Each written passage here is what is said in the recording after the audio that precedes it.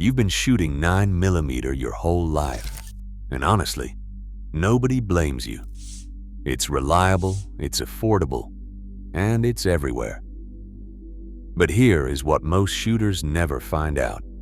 There are calibers sitting right next to it on the shelf that hit harder, cycle smoother, or just plain feel better in your hand.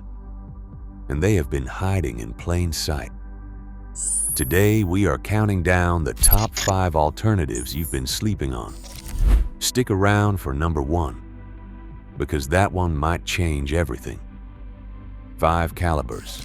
5 reasons to rethink everything you thought you knew about handgun ammunition. We are going from solid to absolutely must try, so stay with us all the way to number 1. Let's get into it. Kicking off our countdown at number 5, the .40 Smith & Wesson, the workhorse that never went away. Here is a caliber that has had a complicated reputation. For years, it was the law enforcement round in America. The FBI adopted it in the early 1990s after the infamous 1986 Miami shootout exposed the limitations of smaller calibers. Police departments across the country followed. For 2 decades, the .40 S&W was king. Then the FBI switched back to 9mm in 2015, citing advances in ammunition technology, and suddenly everyone started writing obituaries for the .40. But those obituaries were premature.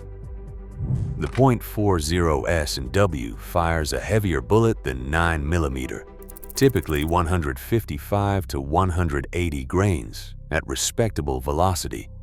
It produces a wider wound channel, transfers more energy, and many experienced shooters simply prefer how it performs. The so-called snappy recoil? With a proper grip and a little range time, most shooters adapt quickly. Here is a bonus nobody talks about enough. Because so many agencies transitioned away from the .40, the used gun market is flooded with quality pistols at very reasonable prices. You can pick up a Glock 22 or a Smith & Wesson M&P 40. That was a police duty weapon for less than you would pay for a new 9mm. That is real value. Do not count the .40 out. It is still a serious performer and a worthy start to our countdown. Coming in at number 4, the .45 ACP.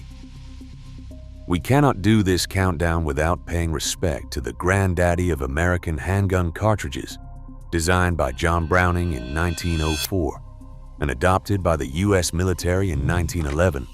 The .45 ACP has been in continuous use for over a century. That is not a coincidence. That is a track record.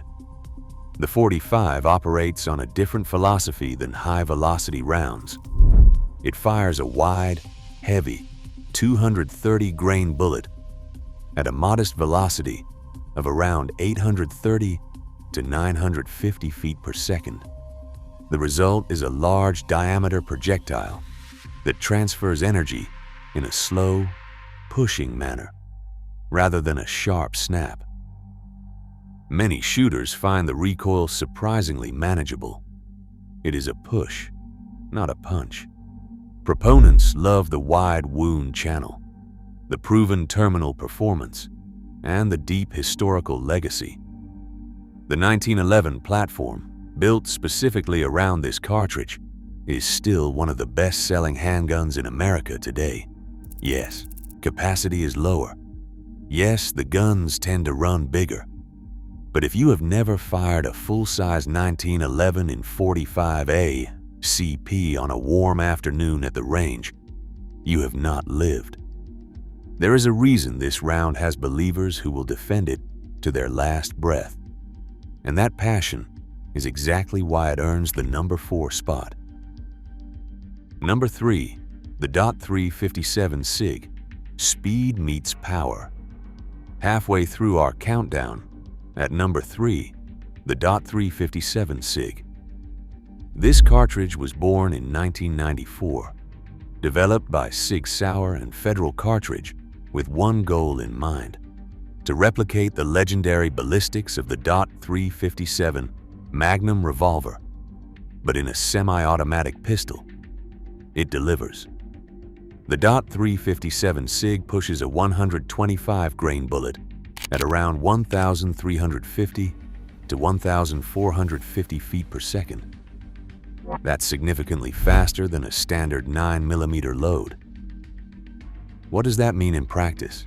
More energy on impact, a flatter shooting path, and exceptional performance through barriers, which is exactly why it was adopted by the Secret Service and several state highway patrol agencies across the country. The trade-offs are real. Ammo costs more, the recoil is sharper, and magazine capacity runs a round or two lower than a comparable 9mm. But if you're someone who shoots in open country, wants confidence in a defensive round, or just wants to experience what raw velocity feels like in a semi-automatic, the .357 SIG is a genuine eye-opener. If you've ever shot a .357 Magnum revolver and loved it, imagine that same energy in a flat, concealable semi-automatic. That's exactly what this delivers, and that is why it lands firmly in the middle of our countdown. Number 2. The 10mm Auto, the Beast Mode option. So close to the top. At number 2, the 10mm Auto. If the 9mm is a reliable daily driver, the 10mm is a muscle car.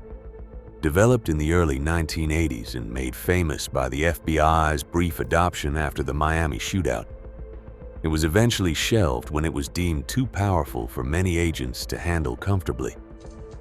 That's not a knock on the 10mm. That's a compliment. Full-power 10mm loads push a 180-grain bullet at 1,200 feet per second or more. Energy figures rival some .357 Magnum loads. It is without question one of the most powerful semi-automatic pistol cartridges available on a standard shelf. Who is this round for? Hunters who want a powerful sidearm. Hikers in bear country. The 10mm is widely recommended for protection against large predators, competitive shooters in certain divisions, and anyone who simply wants maximum capability in a semi-auto package. The Glock 20 holds 15 rounds of this beast. That's serious firepower. The downsides? Ammunition is pricier, recoil is substantial, and the guns tend to be larger and heavier. But for the right shooter with the right purpose, the 10mm is something you absolutely need to try at least once. It comes in just shy of the top spot, only because our number 1 is truly in a class of its own. Number 1. The 5.7 by 28mm, the dark horse you never saw coming. Originally developed by FN Herstal in Belgium for military and law enforcement use, the 5.7 by 28mm is a tiny, rifle-inspired cartridge that has quietly built one of the most devoted followings in the civilian shooting world. Here is what makes it so unusual. The bullet is small, roughly the diameter of a .22 caliber bullet, but it exits the barrel at velocities approaching 2,000 feet per second in some loads. The result is extremely low recoil, a nearly flat trajectory, and remarkable magazine capacity. The FN 57 pistol holds 20 rounds as standard. Let that sink in. For shooters with smaller hands or sensitivity to recoil, including older shooters or those with wrist issues, the 5.7 is remarkably comfortable to shoot. The high capacity is a real practical advantage, and the ballistic performance at distance is genuinely impressive for a handgun round. Ammo used to be expensive and scarce. That has changed significantly as more manufacturers entered the market, including Ruger with their own 5.7 pistol, driving competitive pricing.